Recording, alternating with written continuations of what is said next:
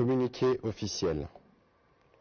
Le président de la République, chef de l'État, commandant suprême de forces armées de la République démocratique du Congo et de la police nationale congolaise, a présidé ce samedi 29 octobre 2022 à la Cité de l'Union africaine à Kinshasa, une réunion élargie du Conseil supérieur de la défense.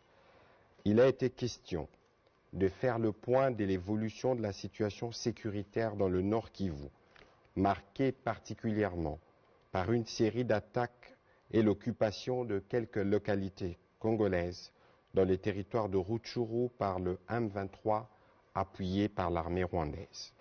À la lumière des différents rapports recueillis sur terrain, dont celui du Centre conjoint des opérations, équipé des drones de surveillance, il a été observé ces derniers jours une arrivée massive des éléments de l'armée rwandaise pour appuyer les terroristes du M23 en vue d'une offensive générale contre les positions de forces armées de la République démocratique du Congo.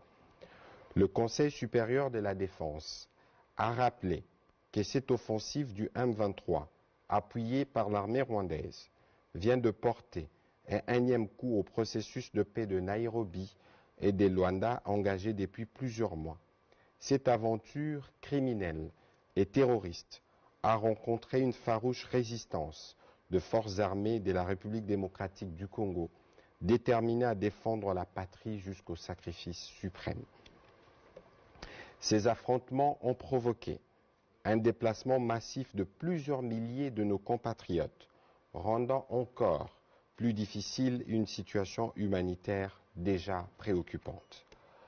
Au regard de faits qui précèdent, le Conseil supérieur de la défense demande au gouvernement 1.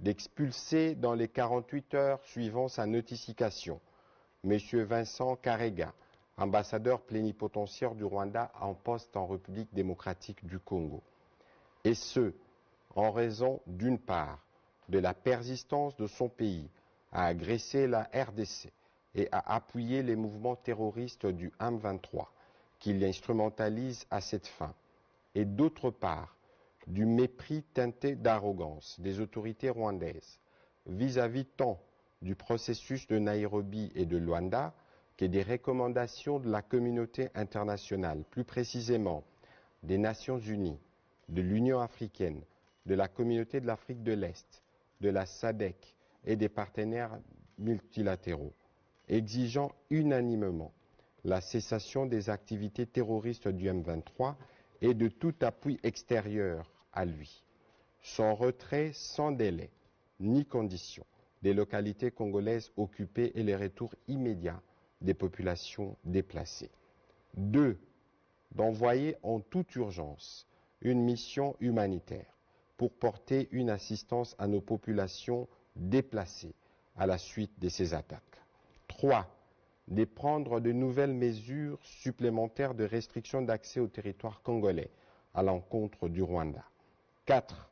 D'accroître la force de frappe des forces armées et de sécurité.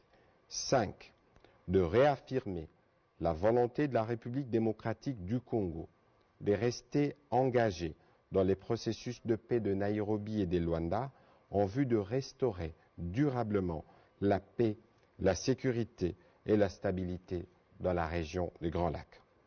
En ces moments particuliers où l'unité nationale est menacée, le Conseil supérieur de la défense a félicité les forces de défense et de sécurité de la République démocratique du Congo pour leur bravoure et leur détermination à défendre l'intégrité territoriale de notre pays, à protéger les populations ainsi que les institutions de la République.